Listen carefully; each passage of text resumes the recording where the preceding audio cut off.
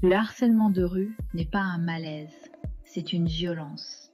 Et quand tu ne sais pas comment réagir, tu peux vite te sentir impuissant ou en danger. Aujourd'hui, je te donne ce que personne ne t'a jamais expliqué clairement. 1. Le constat clair et sobre. Le harcèlement de rue, ce n'est pas juste une remarque, c'est une intrusion. Un regard insistant, un commentaire sur ton corps, un homme qui te suit, un «hé, psst», un souris ou un mot plus grave. Tout cela crée de la peur, de la colère et trop souvent du silence. Personne ne devrait avoir à sortir en ayant peur d'exister. 2. Comment réagir sans se mettre en danger? La première réponse n'est pas la confrontation, c'est la sécurité. Voici les stratégies les plus efficaces, validées par les associations spécialisées. 1.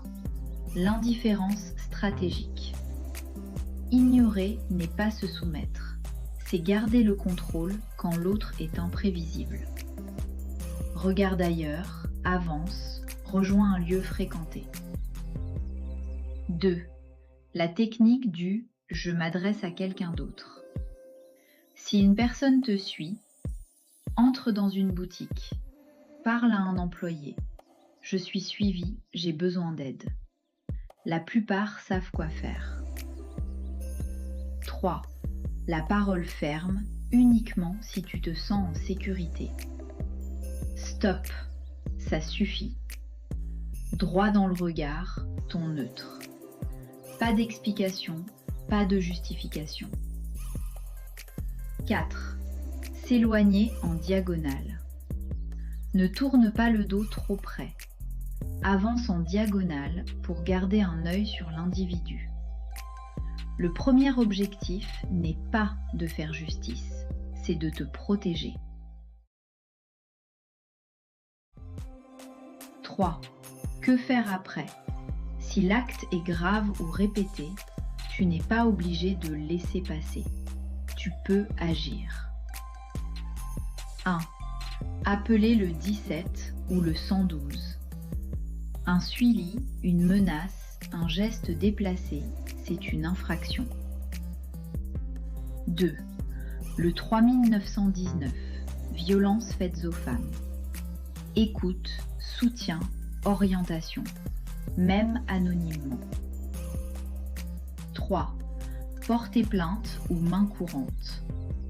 Horaire, lieu, physique de l'auteur, mot exact. Même si tu ne connais pas l'agresseur, cela crée un signalement dans le quartier. 4. Témoigner auprès de la mairie transport. Dans certains quartiers, des dispositifs locaux existent. 4. Comment aider une personne harcelée? Si tu es témoin, tu peux changer la scène sans te mettre en danger. La technique du « je connais cette personne ». Tu t'approches et dis « Salut, ça va? Je t'attendais ». Tu crées une bulle, tu offres une porte de sortie. L'interposition discrète. Tu te places entre la victime et l'agresseur, sans contact, sans confrontation. La diversion. Excusez-moi, vous savez où est la rue X? Et après, tu restes avec la personne, tu l'accompagnes là où elle doit aller. 5. La parole stoïcienne finale. Comme le disait Épictète, ce qui dépend de toi, c'est ta réaction, pas celle des autres. Le harcèlement de rue est une violence qu'on ne choisit pas.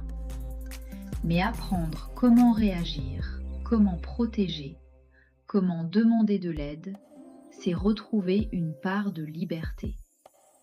Et personne ne devrait marcher dans la rue sans cette liberté-là. Protège-toi, protège les autres et n'accepte jamais le silence comme une option.